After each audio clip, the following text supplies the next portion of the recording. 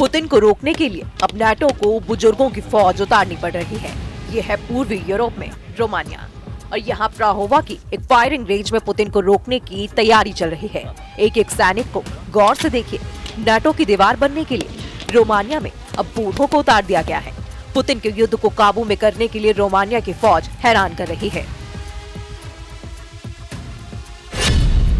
Putin की सेना को रोकने वालों में ये है 55 साल के होरिया, एक व्यापारी हैं। ये है फाचू योनस, उम्र 44 वर्ष, बैंक में काम करते हैं। ये है 51 साल के कॉन्स्टेंटिन मार्शल, एक अर्थशास्त्री हैं।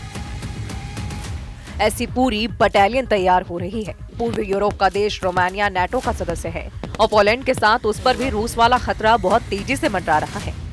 रोमानिया में उस युद्ध की तैयारी चल रही है जिसकी कभी शुरू ना होने की दुआ पूरा यूरोप कर रहा है। यूक्रेन से होने वाले हर धमाके का खौफ पूर्वी यूरोप में फैल चुका है। जहां जहां बम फट रहे हैं, जहां जहां रूस के ड्रोन अटैक का डर फैल रहा है, वो हर देश इस वक्त बहुत बड़े ट्रॉमा से गुजर रहा है। रोमानिया में हुए धमाके ने इस ट्रॉमा को कई गुना बढ़ा दिया है। रोमानिया की 2 करोड़ की आबादी बहुत ज्यादा तनाव में आ चुकी है। 17 अक्टूबर को हुए इस धमाके की वजह को लेकर पूरा रोमानिया परेशान है, क्योंकि शुरू में लगा कि ये कोई ड्रोन अटैक है, लेकिन अब तक वजह साफ न होने से कई तरह की बातें सामने आ रही हैं। इसी डर का हिस्सा है कि रोमानिया ने अपने बूढ़े लोगों की फौज तैयार करनी शुरू कर दी है। सबको एक एक राइफल थमाई और शुरू कर दी गई निशानेबाजी की प्रैक्टिस।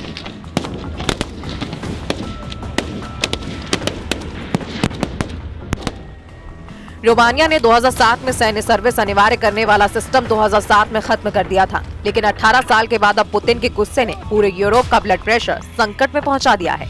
रूस और यूक्रेन युद्ध के खतरे ने यूरोप को कैसे डराया हुआ है, इसके कुछ आंकड़े आपको हैरान कर देंगे।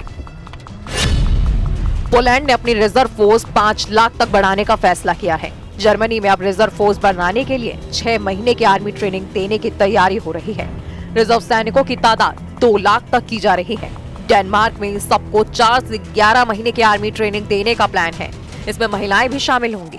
फिनलैंड में 9 लाख रिजर्व फोर्स है और ये यूरोप में सबसे तेजी से युद्ध की तैयारी करने के लिए जाना जाता है।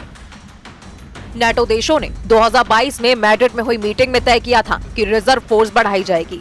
पिछले 3 सालों के दौरान नाटो के नेता बार बार मिलते रहे हैं, लेकिन पुतिन के आगे मजबूर नजर आ रहे हैं। पुतिन के खतरनाक हमलों ने इस मजबूरी को कई गुना बढ़ा दिया है। जमीन से आसमान तक नाटो ने अब पुतिन को रोकने के लिए एडी चोटी का जोर लगाना शुरू कर दिया है।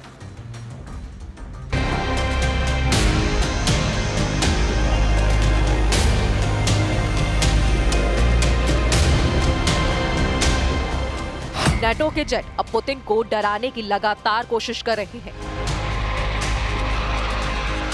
नाटो के फाइटर जेट रूस को उसकी हद बताना चाहते हैं। ये फाइटर जेट दावा कर रहे हैं कि नाटो के आसमान में पुतिन की घुसपैठ का मतलब होगा तीसरा विश्व युद्ध। नाटो सोच रहा है कि पुतिन घबरा जाएंगे। नाटो के दिल दिमाग पर सिर्फ और सिर्फ पुतिन को बैकफुट पर रखने का जुनून सवार है। लेकिन क्या इन पैतरों से यूरोप की सरहद से दूर रहेंगे पुतिन? क्योंकि रूस के बॉर्डर पर गूंज रही नाटो के विमानों की गड़गड़ाहट अब मॉस्को तक गूंज रही है। नाटो की एयरफोर्स बता रही है कि वो पुतिन की चौखट पर पहुंच चुकी है और अब रूस की है नहीं। लेकिन डोनाल्ड ट्रंप के रूखे रवैये ने ज़ेलेंस्की के साथ साथ नाटो के भी होश उड़ा दिए हैं। व्हाइट हाउस में ज़ेलेंस्की से मिलने के बाद ट्रंप ने एक तरह से कह दिया है कि पुतिन को रोकना अब उनके बस की बात नहीं है। President Zelensky, as you know today, we had a very good meeting, very cordial meeting. In my opinion, they should stop the war immediately. You go by the battle line wherever it is, otherwise it's too complicated. You'll never be able to figure it out. You stop at the battle line and both sides should go home, go to their families, stop the killing, and that should be it. Stop right now at the battle line. I told that to President Zelensky. I told it to President Putin. Thank you very much. NATO ने Putin को डराने के लिए आक्रामक patrolling वाली उड़ान शुरू कर दी है और रूस के बॉर्डर के करीब घंटों उड़ान भरी जा रही है। आर्कटिक महासागर की तरफ से दक्षिण की तरफ बाल्टिक सागर और यूक्रेन की आखिरी सरहद तक विमानों से रूस को चैलेंज किया जा रहा है। ऐसे ही एक मिशन में 12 घंटे तक नाटो के विमानों ने रूस की जंग की तैयारियों की टोह ली है। 12 घंटे तक नाटो के विमानों ने रूस के बॉर्डर की तरफ हर मोर्चे को स्कैन किया। 12 घंटे तक नाटो की एयरफोर्स इतनी ज्यादा एक्टिव रही जितना पिछले 3.5 साल के यूक्रेन युद्ध के दौरान वो पूरी पिक्चर से गायब थी। पुतिन के बॉर्डर के पास नाटो की वायुसेना का जुटना बड़ा मैसेज है। डोनाल्ड ट्रंप और उनके नाटो गुट के लीडर पुतिन को बताना चाहते हैं कि वो युद्ध के लिए तैयार हैं। लेकिन ऐसी टक्कर का नतीजा सिर्फ और सिर्फ रूस बनाम नाटो का युद्ध नहीं होगा। ये पूरी तरह से वर्ल्ड वॉर भड़काने वाला कदम है जिसे पुतिन माफ नहीं करेंगे। इस बात की गारंटी रूस बार बार यूरोप को दे रहा है।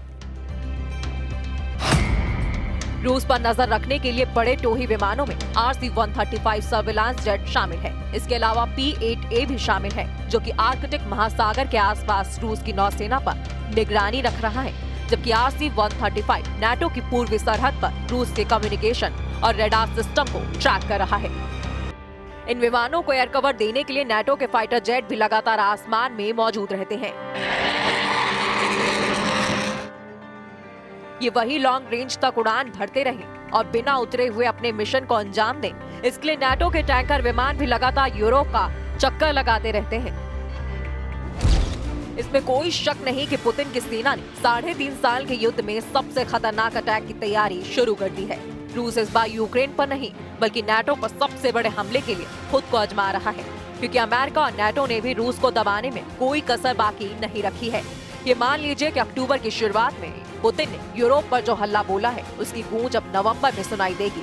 तस्वीरों में चाहे पुतिन का गुस्सा नजर न आए, लेकिन यूरोप का एयर डिफेंस इस वक्त पुतिन की खतरनाक नीयत के आगे फेल साबित हो रहा है। इसलिए अक्टूबर का महीना यूक्रेन और रूस के बीच नहीं बल्कि पुतिन और नाटो के बीच तनाव बढ़ा रहा है। इस महीने के आने वाले दिन बहुत अहम होने वाले हैं।